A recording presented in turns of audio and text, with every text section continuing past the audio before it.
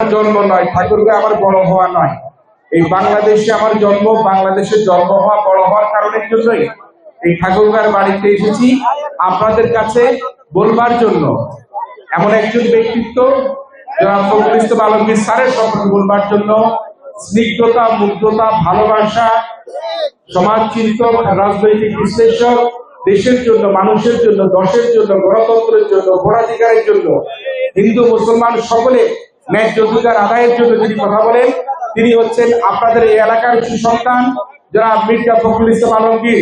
প্রত্যেকেই তাকে ধানের শীষে ভোট দিয়ে জয়যুক্ত করবেন। আপনারা করবেন কিনা বলেন তো?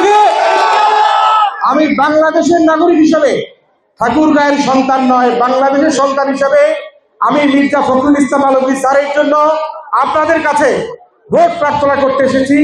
আপনারা সবাই ভালো থাকবেন।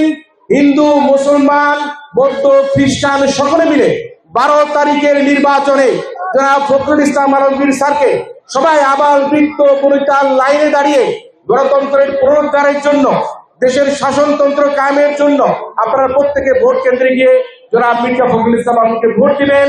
আপনারা সবাই ভালো থাকবেন। নেতৃবৃন্দ, আপনারা সবাই সালাম দিবেন আমার পক্ষ থেকে, এবং আপনারা স্যারের পাশে আছেন। আমরা স্যারকে শ্রদ্ধা জানাই, সালাম জানাই, এবং ঠাকুরগাঁবাসী আপনারা সবাই স্যারের ভোট দিলে এই এলাকার অনেক উন্নয়ন হবে।